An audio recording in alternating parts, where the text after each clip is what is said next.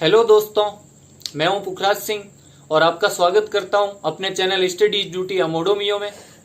हम अलवर किसान आंदोलन देख रहे थे अलवर रियासत के, और उसमें से हम जो अपना नीमू चढ़ा राजपूतों द्वारा किया गया किसान आंदोलन और जो दूसरा था मेव किसानों द्वारा किया गया किसान आंदोलन, ये दोनों पार्ट हम देख चुके थे कम्प्लीटली। अब आज हम पढ़ेंगे जो प्रजामंडल के अधीन किया गया किसान आंदोलन था। पहले मैंने सोचा ये प्रजामंडल जब पढ़ेंगे तब बताऊंगा, लेकिन फिर सोचा कंटिन्यूटी एक तरह की रहने देते हैं। तो हम आज जो पढ़ेंगे वो है प्रजामंडल के अधीन किया गया किसान आंदोलन। जो जागीरदार, छोटे जागीरदार थे अलवर में वो, और जो इनामदार मतलब जिनको भूमि इनाम में मिली थी, जो चारण वगैरह या कोई राजपूत होते थे उनको, और तीसरी जो मुआफीदार, जो मुआफी में भूमि दी जाती थी ब्राह्मणों वगैरह को, मंदिरों को, तो वो खुद तो खेती करते नहीं थे, वो भी आगे किसान मजदूरों को रखते थे। तो उनकी जो समस्याएं थी, उनके जो मुद्दे थे, उनको उठाने के लिए प्रजामंडल ने किसान आंदोलन किया, क्योंकि उनको ग्रामीणों का साथ चाहिए था। सिर्फ वो शहरों तक सीमित थे और उन्हें थोड़ी ग्रामीण आधार चाहिए था, ग्रामीण लोग चाहिए थे, ताकि वो अपने लक्ष्यों को प्राप्त कर सके। तो शुरुआत करते हैं। तो अलवर किसान आंदोलन का तीसरा पार्ट जो है वो है प्रजामंडल के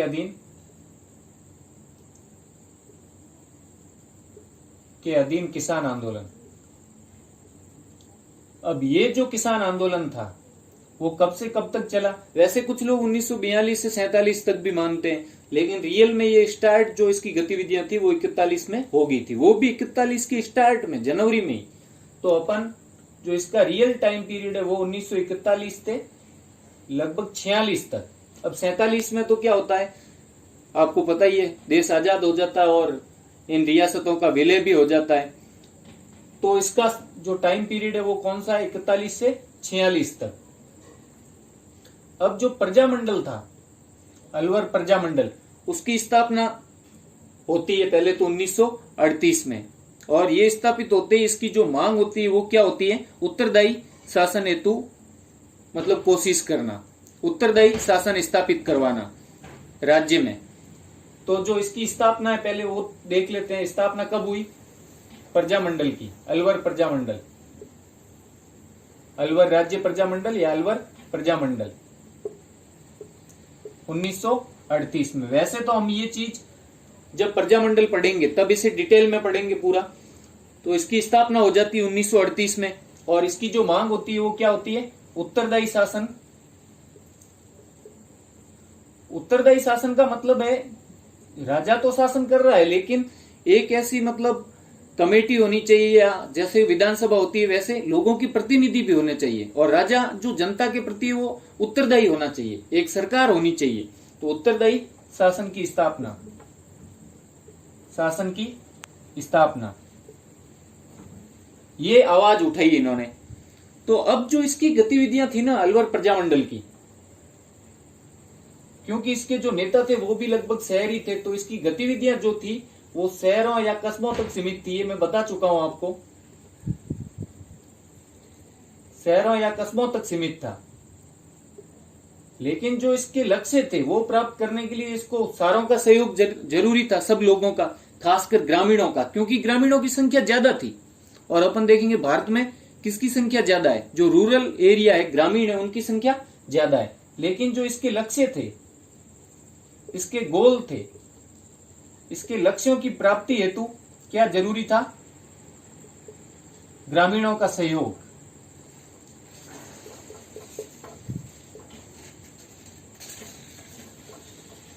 और ग्रामीण कौन थे? ज्यादातर किसान।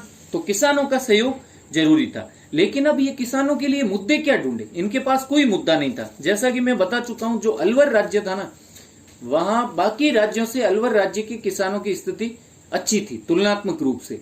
एक भरतपुर को छोड़ दो, भरतपुर की स्थिति तो अलवर से भी बेहतर थी। जब हम लिखा हुआ देखते हैं, पढ़ते हैं तब, क्योंकि हमने तो देखा नहीं, लेकिन ऐसा बताते हैं कि भरतपुर राज्य की स्थिति अलवर से भी बेहतर थी। क्यों? इसका कारण ये था, जहां मतलब दो तरह की जमीन होती थी, आपको पता है, खालसा राज्य के अंडर में सीधी, और जागीर जो जागीरदारों के अंडर में। अगर बीच में ये एक कड़ी था जागीरदार, तो शोषण यहाँ ज्यादा होता था सामंतवाद के कारण, सामंत था ये। तो अगर जहाँ जागीर भूमि ज्यादा है तो वहां तो यह है कि किसानों की स्थिति थोड़ी कमजोर होगी। लेकिन जहां खालसा भूमि ज्यादा है, तो यहां तो खालसा अलवर में कितनी थी, 80% और 20% जागीर थी।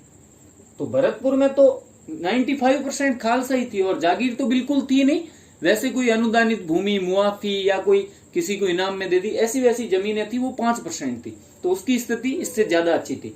फिर भी बाकी राज्यों की तुलना में अलवर की स्थिति भी अच्छी थी। तो ये अब मुद्दा कहां से ढूंढे प्रजामंडल वाले कि भाई आंदोलन करना है, लेकिन अब किस पे आंदोलन करें, वो भी तो होना चाहिए ना। ये तो नेता थे एक तरह से, आगे इनके सपने देख रखे थे इन्होंने भी कि हमें बड़ा नेता बनना है, लेकिन कुछ कारण तो ढूंढे कि इस पे आंदोलन करें।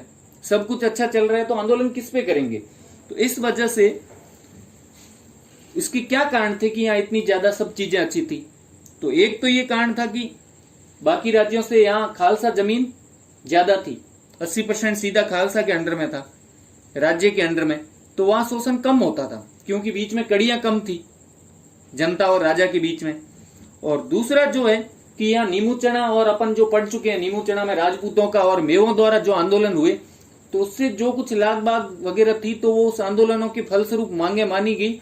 तो इनका शोषण जो थोड़ा बहुत हो भी रहा था ना, वो भी घट गया।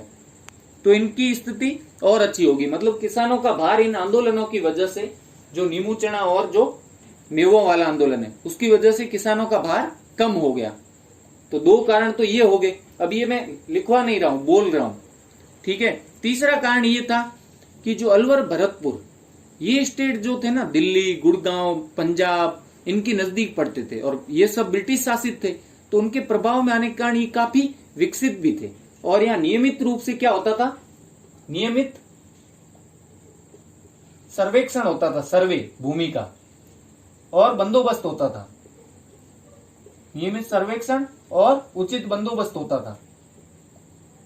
ये व्यवस्था अच्छी थी बंदोबस्त वगैरह की, एक तरह से नियमित था। प्रचलन जो था इनका वो नियमित था, सर्वेक्षण का और बंदोबस्त का। तो उस वजह से भी किसानों की स्थिति बाकी राज्यों से बेटर थी। तो इस कारण इनको कोई निश्चित मुद्दा नहीं मिलता है प्रारंभ में। तो आखिर बैठे बैठे ये सोचते हैं कि भाई किसानों की स्थिति अच्छी क्यों है, क्योंकि ज्यादातर खालसा के अंडर में आ रहे हैं। तो कोई नहीं, हम खालसा और जो जागीर में जो अंतर है ना, किसानों में थोड़ा अंतर तो होगा ही कि इनकी स्थिति थोड़ी खराब होगी। इसीलिए तो जिन राज्यों में खालसा ज्यादा होती थी जमीन, उनकी स्थिति अच्छी होती थी। मेवाड़ में भी हमने देखा कि खालसा वालों की स्थिति ज्यादा अच्छी थी। इसलिए बाद में एक जाटों का आंदोलन वहां जरूर हुआ था कुछ मांगों को लेके, बाकी नहीं होता था खालसा क्षेत्र में सामान्यतः आंदोलन। तो इन्होंने बोला इनके बीच का अंतर, इसी का फायदा उठा लेते हैं कि भाई जागीर वालों को बोलते हैं कि तुम्हारी स्थिति अच्छी नहीं है, तो तुम्हारी स्थिति कैसी करवा देंगे हम, तुम्हारे लिए आंदोलन करके खालसा जैसी। तो मांग क्या रखेंगे कि जागीर में भी क्या किया जाए, खालसा वाले भू राजस्व तंत्र के नियम है वो लागू किए जाए, और उन किसानों को भी कौन से अधिकार दिए जाए जो खालसा वाले किसानों को प्राप्त है। ये मुद्दा उन्होंने बीच में से एक ढूंढ के निकाल ही लिया आखिर। और इस जागीर में भी ज्यादातर कौन से थे, जो ये जागीर थी ना, इसमें भी ज्यादातर कैसी जागीर थी, छोटे जागीरदार थे,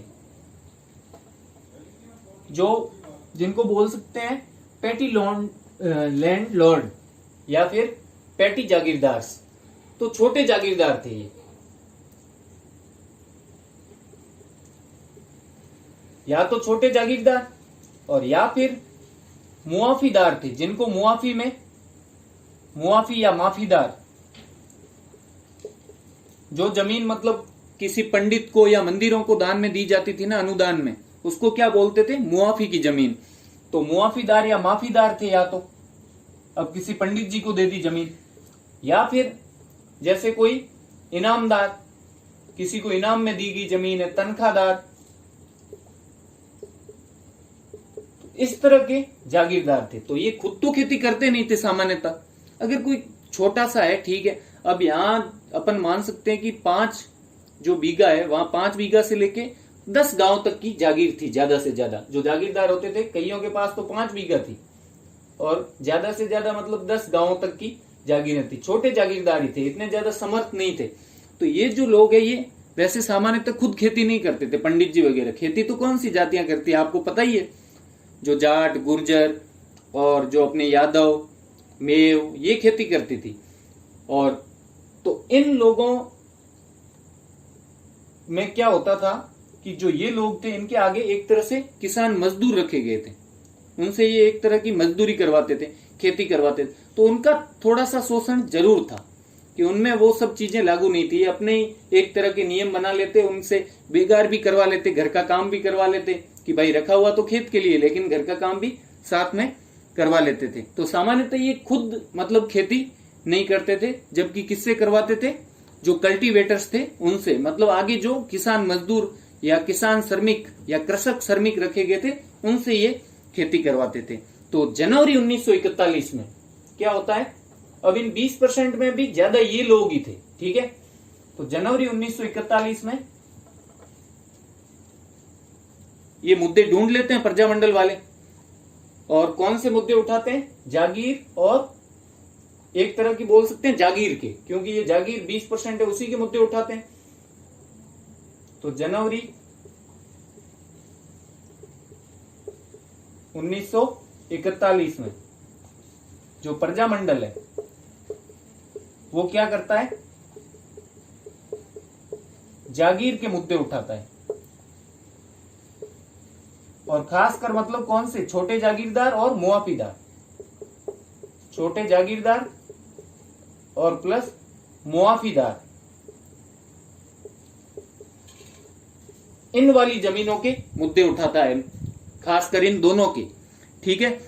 तो अब यहां वो क्या बोलते हैं कि क्या करवाएंगे यहां पे तुम्हारा, कि तुम्हारी जो स्थिति है, इनके आगे जो किसान काम करते थे, किसान मजदूर, कि तुम्हारी स्थिति हम कैसी करवा देंगे? खालसा वालों जैसी। तुम्हारे को खालसा वालों जैसे अधिकार दिलवाएंगे भूमि के, कि भाई मालिकाना हक, स्थायी अधिकार, लाग बाग कम, ये सारे अधिकार दिलवाएंगे, और साथ ही तुम्हारा जो भू राजस्व है ना, वो भी खालसा वालों जैसा करवा देंगे। तो जनवरी में तो मुद्दे उठाते हैं, और बाद में 2 जून 1941 उस तारीख को वो क्या करते हैं? कॉन्फ्रेंस आयोजित करते हैं, और कॉन्फ्रेंस का नाम क्या होता है? जागीर मुआफी प्रजा कॉन्फ्रेंस। तो 2 जून 1941 इस दिन प्रजामंडल क्या करता है? एक कॉन्फ्रेंस आयोजित करवाता है, जागीर मुआफी। तो अर्थ समझ में आ गया कि जागीरदारों वाली और मुआफीदारों वाली भूमि में जो किसान रहते थे उनके हितों के लिए जागीर मुआफी प्रजा, जो जागीर की और मुआफीदारों की जो प्रजा है, जो किसान है, उनकी कॉन्फ्रेंस आयोजित करवाता है। कौन करवाता है? अलवर प्रजामंडल। और इसमें वो क्या मांगे रखते हैं, क्या चीज बोलते हैं? कि जो जागीर और मुआफी क्षेत्र की समस्याएं हैं उनको उजागर करते हैं और उसके बारे में चर्चा करते हैं। किस चीज की चर्चा करते हैं? नाम से ही पता चल रहा है, जागीर प्लस जो मुआफी भूमि की समस्याएं हैं उनको उजागर करते हैं कि भाई ये समस्याएं हैं, ये लाग बाग है, ये बेकार है, इनको उजागर करते हैं, और प्लस इस पे चर्चा करते हैं, और साथ में किसानों को बोलते हैं। और इस कॉन्फ्रेंस में 500 किसान आते हैं, मतलब काफी लोग इकट्ठे हो जाते हैं। 500 किसान इस कॉन्फ्रेंस में भाग लेते हैं। प्रजामंडल के नेता तो होते ही हैं, उसके अलावा 500 किसान। और इसमें बोलते हैं कि इन किसानों को है वो सभी भूमि अधिकार दिलवाएंगे जो खालसा वालों को प्राप्त है। मतलब जागीर और मुआफी वाली भूमि में रहने वाले किसानों को या काम करने वाले किसान मजदूरों को हम वही सब अधिकार दिलवाएंगे जो खालसा वालों को प्राप्त है, और वही भू राजस्व तंत्र यहाँ होगा जो खालसा वालों में। भू राजस्व तंत्र मतलब कि भू राजस्व की जो दरें हैं, जिस दर से भू राजस्व लिया जाता है, भू राजस्व के ऊपर जो सेस वगैरह लगते हैं अगर वहां खालसा में, तो वो सेम यहाँ होगा। आपका यहाँ ज्यादा शोषण नहीं होगा। तो ये अब कैसे होगा कि इसके लिए हम उचित सर्वेक्षण करवाएंगे वापस, और उचित भूमि बंदोबस्त करवाएंगे, और जो भी सभी लागे हैं या बेगार है उसको पूर्णतः समाप्त करवा देंगे हम। और साथ ही जो ये अपनी जातियां होती थी, दलित जातियां, या बोल सकते हैं जो चमार है, कुमार है, तो इन सब जातियां जिनको सेवक जातियां बोलते थे तब, तो सेवक जातियां या श्रमजीवी, वास्तव में तो इसको बोलना चाहिए श्रमजीवी, जो श्रम करके परिश्रम करके जीते थे। वैसे तो किसान भी परिश्रम करते थे, लेकिन इनका एक निश्चित कार्य होता था, किसी का जूते बनाना, किसी का मिट्टी के बर्तन बनाना, तो उन जातियों से जो लागें ली जाती थी वो सब लागें हम समाप्त करवा देंगे। तो 500 किसान होते हैं इसमें, और समस्याएं कहां की उजागर करते हैं? जागीर और मुआफी की। और साथ में क्या क्या चीजें होती है कि एक तो खालसा वाले सभी अधिकार, सभी भूमि अधिकार जो खालसा वाले किसानों को प्राप्त है वो यहां वालों को भी दिलवाएंगे, जागीर और मुआफी वालों को। प्लस जगह नहीं है इसलिए यहां पे लिख रहा हूं, दूसरी चीज कि लागे और बेगार जो अनावश्यक लागे हैं, लागे का मतलब अनावश्यक लागे, इनको पूर्णतः समाप्त करवाएंगे। और खालसा वाले भूमि सभी अधिकार हो गए। और तीसरी चीज इस कॉन्फ्रेंस में क्या होती है कि जो भू राजस्व तंत्र है, भू राजस्व की दरें वगैरह कि रबी पे कितनी दर है, खरीफ फसल पे कितनी दर है, वो भी खालसा जैसी सेम। और ये कैसे होगा? इसके लिए उचित सर्वे करवाया जाएगा, प्लस उचित भूमि बंदोबस्त।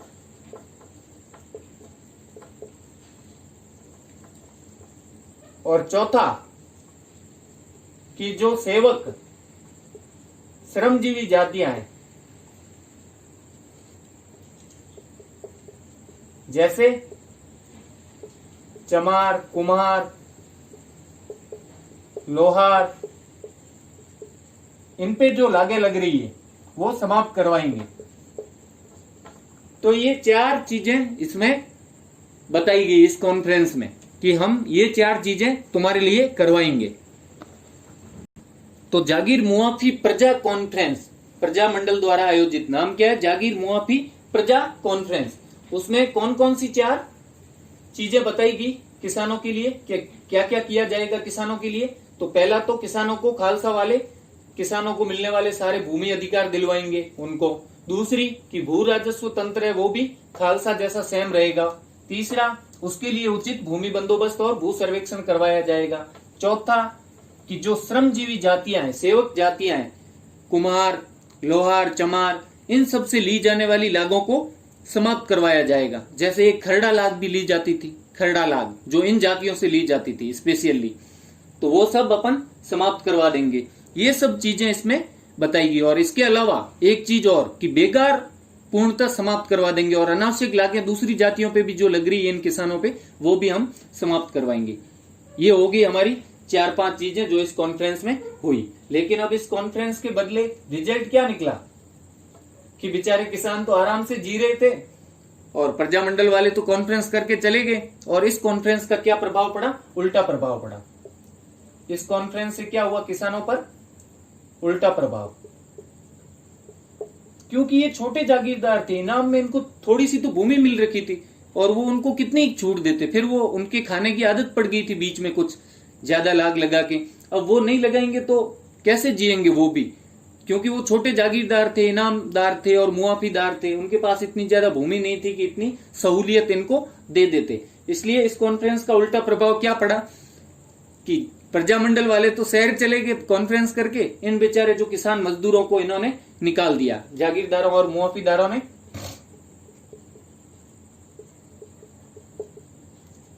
मुआफीदारों ने किसानों को निकाल दिया।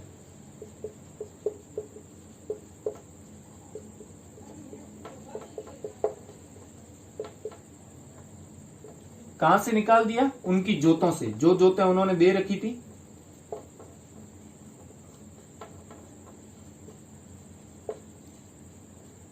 अब निकाल देते हैं, तो अब ये जो जोत बच गई है उसका क्या करेंगे? तो उनमें या तो स्वयं खेती करने लग गए कि हम खुद ही संभाल लेंगे यार, किसान हम ही बन जाएंगे, अब इतनी ज्यादा चीजें हम नहीं दे सकते, छोटे जागीरदार हैं, कि या तो स्वयं खेती करेंगे या खाली पड़ी रहने देंगे, कोई नहीं, पड़ी रहने दो।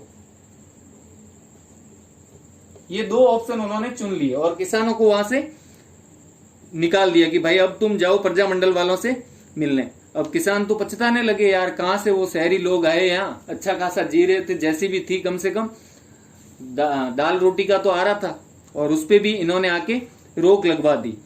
मतलब एक तरह के इन्होंने तो ठान लिया, मुआफीदारों और जागीरदारों ने, जो एक मारवाड़ी में कहावत है कि मरना मर जाना पर दलिया नहीं खाना। मतलब इनकी मांगे स्वीकार नहीं करनी, भले ही खाली जमीन पड़ी रहे, भले ही खुद को खेती करनी पड़े। अब प्रजामंडल लगातार प्रयास करता रहा कि इनको इनकी जमीनें वापस दिलवा सके।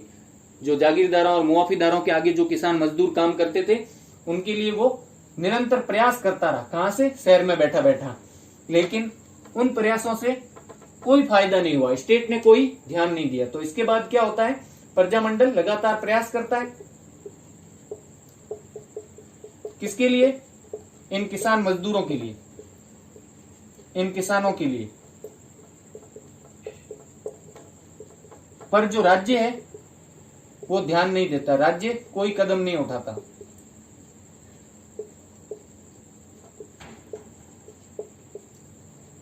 अब जब राज्य कोई उसके बारे में कोई एक्शन ही नहीं ले रहा, तो प्रजामंडल वालों ने क्या किया? एक सभा रखने का निर्णय लिया कि हम जो है 2 फरवरी 1946, ये सब मामला चल ही रहा था, इतने लगातार प्रयास कर ही रहे थे। सही बात तो ये, प्रयास क्या किया होगा? वो वहां जाके आग तो लगवाए, किसान बेचारों को बेदखल कर दिया जोतों से और भूल गए। फिर किसान बार बार उनके पास जाते रहे, भाई जो तुम तीली बार लगा के आ गए, अब उस आग को बुझाओ तो सही, पानी तो डालो, मिट्टी बाढ़ो उस पे। तब इन्होंने जाके 2 फरवरी 1946, अब मतलब 41 की बात चल रही थी, और सीधा 2 फरवरी 1946 इस दिन इन्होंने एक सभा रखने का निर्णय लिया। तो ये सभा कहां रखी जा रही थी 2 फरवरी वाली? राजगढ़ जो तहसील थी, जहां पहले कॉन्फ्रेंस हुई थी राजगढ़ में, उस तहसील में एक गांव था खेड़ा मंगल सिंह, वहां ये सभा रखने की योजना बनी। तो 2 फरवरी 1946 खेड़ा मंगल सिंह। अब खेड़ा का मतलब वैसे तो क्या होता है? खेत होता है, जमीन होती है। तो मंगल सिंह की जमीन, ऐसे पहले बहुत गांव के नाम ऐसे ही होते थे कि उमा जी का खेड़ा हमने बिजोलिया में पढ़ा, वैसे ही खेड़ा मंगल सिंह। ये राजगढ़ तहसील में था, राजगढ़ तहसील में। अब यहां पे क्या रखने का निर्णय लिया? एक सभा रखने का निर्णय लिया। कौन सी तारीख? 2 फरवरी को। लेकिन जैसे ही वो गाड़ी चढ़ चढ़ के यहाँ पहुंचे प्रजामंडल के नेताजी, तो आगे तैयार खड़े थे राजा के अधिकारी कि आओ कभी हवेली पे, और कभी नहीं अभी आओ हवेली पे। और उनको ले गए 1 फरवरी की रात को ही सारे प्रजामंडल वालों को गिरफ्तार कर लिया, नेताओं को। तो 1 फरवरी को क्या कर लेते हैं? 1 फरवरी की रात को जो प्रजामंडल के नेता होते हैं उनको गिरफ्तार कर लेते हैं। नेता मतलब नेताओं, ज्यादा थे, नेताओं को गिरफ्तार कर लेते हैं कि अब करो सभा। और उस टाइम हिंदुस्तान टाइम्स ने लिखा भी था अपने अखबार में, 8 फरवरी वाला जो अखबार था, 2 फरवरी को सभा का निर्णय लिया था, 1 फरवरी को उनको गिरफ्तार कर लिया रात को। तो 8 फरवरी वाले अखबार में हिंदुस्तान टाइम्स ने लिखा था कि 43 प्रजामंडल के नेताओं को गिरफ्तार किया गया। कितने लोगों को? 43 लोगों को गिरफ्तार किया गया। और ये किसने लिखा? हिंदुस्तान टाइम्स अखबार में, हिंदुस्तान टाइम्स 8 फरवरी वाले अखबार में। 8 फरवरी का जो अंक था उसमें ये बात इन्होंने साफ तरह से लिखी। और फिर भी इनको गिरफ्तार कर लेने के बावजूद भी खेड़ा मंगल सिंह में किसान मजदूर, या उनको अपन वर्कर बोल सकते हैं, क्योंकि वो उन जागीरदारों के आगे काम करते थे, उन खुद के मतलब एक तरह से खेत नहीं थे। बाकी जो किसान थे ना खालसा वाले, वो तो एक तरह खेत के मालिक भी समझे जाते थे कि किराएदार है, लेकिन ये तो किराएदार भी नहीं थे, ये बस मजदूरी करते थे, वर्कर्स बोल सकते हैं इनको। तो कम से कम 1000 किसान मजदूर वहां पे, हजारों की संख्या में वहां पे फिर भी इकट्ठा हुए। तो इस गिरफ्तारी के बावजूद 43 लोगों को 1 फरवरी को गिरफ्तार करने के बावजूद भी, कितने लोग गिरफ्तार हुए? 43। उसके बावजूद भी क्या हुआ? खेड़ा मंगल सिंह में, गांव में, ये गांव का नाम है, इसमें हजारों किसान इकट्ठे हुए, हजारों किसान इकट्ठे हुए। और किसके नेतृत्व में हुए? मास्टर भोलानाथ जी। उनके नेता कौन बने? मास्टर भोलानाथ जी। और ये बात 43 गिरफ्तारी वाली हिंदुस्तान टाइम्स ने लिखा भी कि इनको गिरफ्तार कर लेने के बावजूद भी इस सभा में हजारों किसानों ने शिरकत की, ऐसी खबर आई थी। तो यहाँ नेतृत्वकर्ता कौन थे इस सभा में? खेड़ा मंगल सिंह वाली सभा में नेतृत्व किया मास्टर भोलानाथ। नाम भले ही भोलानाथ है लेकिन थे नेतृत्वकर्ता मास्टर भोलानाथ। इन्होंने यहाँ नेतृत्व किया और नेतृत्व करते देखा तो राजा के अधिकारी आए, भाई रात को तुम कहाँ थे? तुम बच गए, हवेली पे नहीं आए, चलो तुम अब चलो हवेली पे। और इनको भी क्या करते थे? गिरफ्तार कर लेते हैं। और साथ में जो इनके जो चेले चाटी होते हैं उनको भी क्या करते हैं कि आप भी चलो, आपकी भी सेवा प्रॉपर की जाएगी, और उनको भी साथ में ले जाते हैं। तो भोलानाथ जी को भी क्या कर लेते हैं? गिरफ्तार। लेकिन उनको तो रात को चुपके से गिरफ्तार किया था 43 लोगों को, इनको तो हजारों किसानों के सामने से ले गए, फिर कैसे गिरफ्तार रहने देते? तो उन किसानों ने, वर्कर्स ने क्या कर दिया? एक तरह से विरोध करना शुरू कर दिया। तो बाद में मास्टर जी को तो छोड़ ही दिया जाता है, ये तो गिरफ्तार ही रहते हैं 43 की, भाई तुम तो परमानेंट अंदर ही रहो क्योंकि तुम बड़े लोग हो। ये मास्टर जी थोड़े बाद में आए हैं तो इतने लोग इनका विरोध कर रहे हैं तो इनको छोड़ देते हैं, तो इनको बाद में छोड़ भी दिया जाता है जो किसान मजदूरों के विरोध के कारण। अब जो जवाहरलाल नेहरू, एक बड़े नेता, वो जब ये गिरफ्तारी की घटना सुनते हैं तो इसकी आलोचना करते हैं। तो अगर ऐसा क्वेश्चन आए कि कौन से आंदोलन में जवाहरलाल नेहरू ने गिरफ्तारी का आलोचना की, तो वो कौन सा था? प्रजामंडल के अधीन जो अलवर किसान आंदोलन था वो वाला, जो 2 फरवरी को खेड़ा मंगल सिंह में सभा हुई, वहां पे गिरफ्तारी हुई थी 1 फरवरी की रात को। तो जो जवाहरलाल नेहरू है वो क्या करते हैं? आलोचना करते हैं। जैसे आजकल भी आलोचना, निंदा नेताजी करते रहते हैं ना, वैसे ही वो क्या करते हैं? आलोचना। किस चीज की? गिरफ्तारी की। भोलानाथ की गिरफ्तारी की नहीं, भोलानाथ की तो 2 फरवरी को होती है नेतृत्व करते समय, उनकी गिरफ्तारी की जो ये 43 हुए थे, इनकी आलोचना करते हैं। प्लस एक चीज और करते हैं कि सिर्फ आलोचना से काम नहीं चलेगा। जो हमारे मारवाड़ के नेता होते हैं, जयनारायण जी व्यास, तो व्यास जी को बोलते हैं आप जाओ वहां पे जांच करने कि वास्तविकता क्या है। तो 2 चीज होती है यहाँ पे। एक तो जांच के लिए किसको नियुक्त करते हैं? जयनारायण व्यास को जांच के लिए नियुक्त करते हैं। कौन? जवाहरलाल जी नेहरू। और दूसरी, गिरफ्तारी की आलोचना भी करते हैं साथ में। और 2 फरवरी के बाद सीधी तारीख आती है 8 फरवरी। तो 8 फरवरी को क्या होता है? एक तो मैंने बात बता दी थी कि हिंदुस्तान टाइम्स लिखता है कि 43 लोग गिरफ्तार हुए, वो हुए तो 1 फरवरी को थे, लेकिन जो खबर आई वो हिंदुस्तान टाइम्स में कब आई? 8 फरवरी को। लेकिन एक दूसरी चीज होती है 8 फरवरी को। मुझे तो लगता है शायद ये चीज हिंदुस्तान टाइम्स की खबर के कारण राज्य और ब्रिटिश पे ये प्रभाव पड़ा होगा कि उनको छोड़ना पड़ा था। लेकिन अब हम तो यही पढ़ेंगे कि 8 फरवरी 1946 इस दिन दमन विरोधी दिवस मनाया जाता है। प्रजामंडल के द्वारा क्या मनाया जाता है? दमन विरोधी दिवस। पूरे राज्य में दमन विरोधी दिवस, कि हमारा दमन किया गया है, गिरफ्तार किया गया, इसका विरोध कर रहे हैं हम। दमन विरोधी दिवस मनाया जाता है पूरे राज्य में। पूरे राज्य मतलब अलवर राज्य में, राजस्थान में नहीं, पूरे अलवर राज्य में। इसके विरोध में प्रजामंडल कौन मनाता है ये दिवस? प्रजामंडल।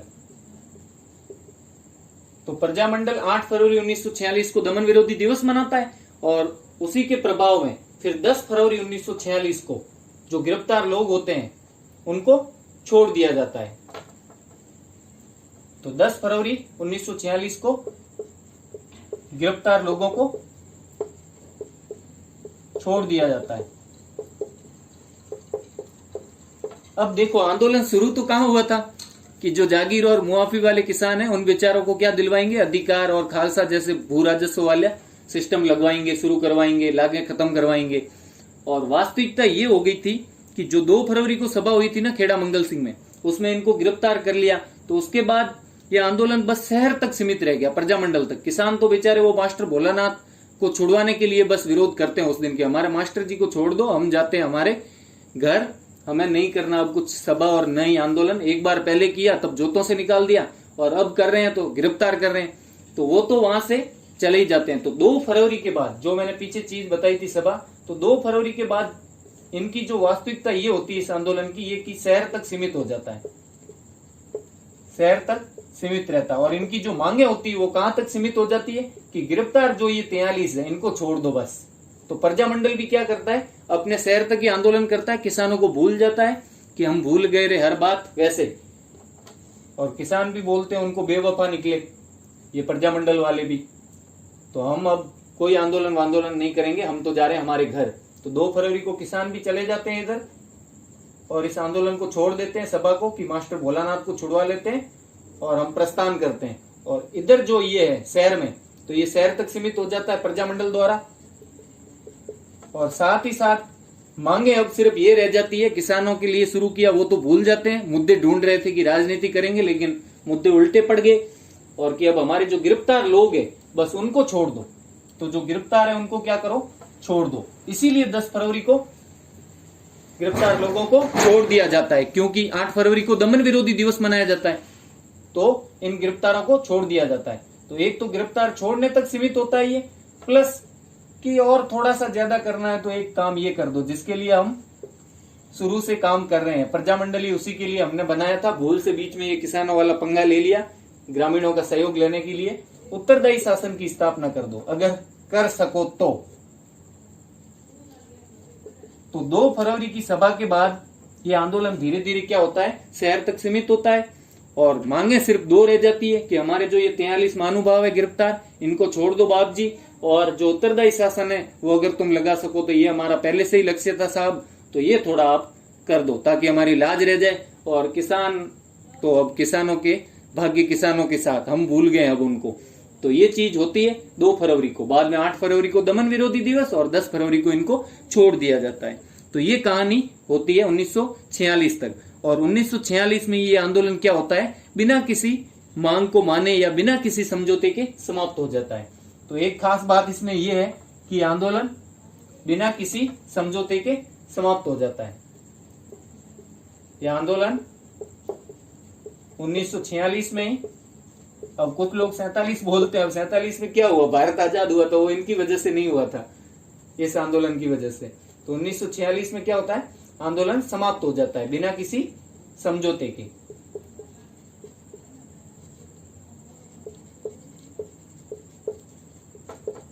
आए थे हरिभजन को ओटन लगे कपास, वही वाली बात हो गई, आए किसी काम से थे और लास्ट में कोई फल नहीं निकलता है। और बाद में तो आपको पता ही है 46 की लास्ट में फिर दंगे भी शुरू हो जाते हैं भारत में, और यहाँ अलवर वाला क्षेत्र है ये भी दंगों में लिप्त हो जाता है, एक तरह से दंगों की चपेट में आ जाता है। तो बाद में ये क्या होता है, समझौता तो कोई होता नहीं है, तो बाद में तो दंगे शुरू हो जाते हैं, सांप्रदायिक दंगों की चपेट में अलवर आ जाता है। क्योंकि यहाँ मेव लोग थे, मैंने पिछले वीडियो में आपको बताया भी था कि मेव पहले तो शांत थे और पूरे मुस्लिम भी नहीं थे, मुस्लिम होने के बावजूद भी।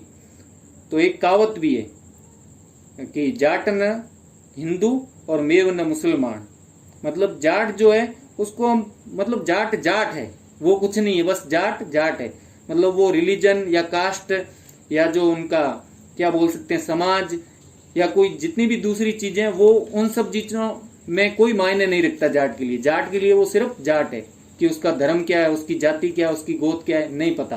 तो वैसे ही मेव क्या है, मेव मुसलमान नहीं है, मेव सिर्फ मेव है, ये एक कहावत भी प्रचलित है। तो बाद में सांप्रदायिक दंगों की चपेट में आ जाता है अलवर, और उसके जस्ट बाद 18 मार्च जो तारीख है, 18 मार्च 1946 को क्या हो जाता है, महाराज की शक्तियां तो हो जाती है समाप्त और राज्य का मत्स्य संघ में विलय हो जाता है। तो बाद में क्या होता है, राज्य का मत्स्य संघ में विलय हो जाता है और महाराजा जी की शक्तियां समाप्त हो जाती है। पहले ही चरण में आपको पता है कि अलवर को मत्स्य संघ में शामिल करते हैं, फिर इस आंदोलन का तो कोई मतलब ही नहीं रह जाता, अलवर मत्स्य संघ में शामिल हो जाता है और फिर राजा जी भी नहीं रहते, उनकी शक्तियां भी समाप्त हो जाती है। तो इस तरह ये जो अपना पूरा प्रजामंडल के अधीन अलवर का किसान आंदोलन था। और अब हम अलवर के जो जितने अलवर रियासत के तीनों किसान आंदोलन जो थे और एक छोटा सा जो 1921 में विरोध हुआ वो भी हम पूरा देख चुके हैं। और जहां तक संभव था मैंने सारे पॉइंट्स आपको बता दिए। तो अगर आपको मेरा ये वीडियो पसंद आया हो तो इसको लाइक करें और अपने दोस्तों से ज्यादा शेयर करें और अपने चैनल स्टडी इज ड्यूटी अमोडो मियो को सब्सक्राइब जरूर करें। Thank you so much. पढ़ते रहें, स्टडी इज ड्यूटी।